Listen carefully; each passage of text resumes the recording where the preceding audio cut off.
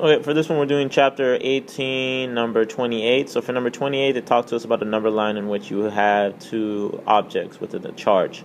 One object has a charge of 8.5 microcoulombs and it's located on 3 centimeters in the number line. Make sure we remember it's 3 centimeters, not 3 meters, because we need to convert later. And there's another one with a negative charge in the 9 part of the number line. And the question is asking us, so if we look at it, there's 6 units away or 6 centimeters away. But the question is asking us to find the electric field at 0, where x equals 0.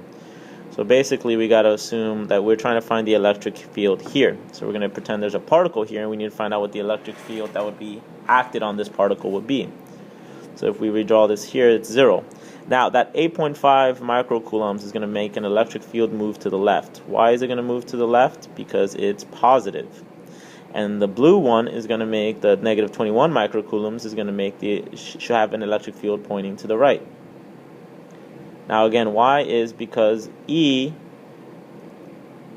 points towards the negative and the electric field points away from positive. So anytime you have a positive object, the electric field is going to point away from it. Every time you have a negative object, the electric field points towards it. Now this is just a frame of reference. It's the same concept as like we accept left to always be in the negative x-axis, and we expect right to be in the positive if you're looking down at a paper. So it's a frame of reference that we use. So we say that the electric field points towards the negative, or the electric field points away from the positive.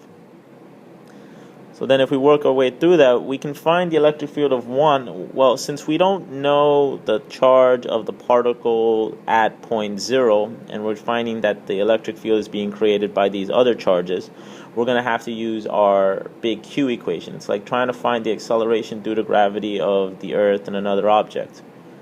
So we're going to actually use this equation, the K equals big Q times R squared.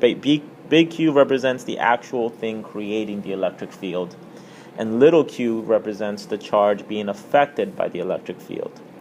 So we're going to find the size of the electric field created by that 8.5 microcoulombs. So at this point it's just kind of plugging things in. And notice that I put 0.03 because, again, remember, they gave us this distance in centimeters. In order for this equation to work, we need to make sure they're set to meters. So 3 centimeters is the same thing as 0.03 meters. And then we square that. And when we plug that into our calculator, we end up with 8.49 times 10 to the 7th newtons. Keeping in mind, though, that it's going to be a negative because it's pointing to the left. Okay. And the units are newtons per coulombs. And then we do the same thing for E2. We just plug in a K times big Q, the thing causing the electric field, which is the 21 microcoulombs, divided by 0.09 squared, right? 0.09 because it's not 9 centimeters. It's the same thing as 0.09 meters. So we square that and we get 2.33 times 10 to the 7th newtons. So to find the total electric field in that precise point, we would say E is equal to E2, which is positive, minus E1. We said minus E1 because E1 we said was negative. So when we subtract E1 from E2, we end up with negative 6.16 times 10 to the 7th newtons per coulomb, and that's our answer.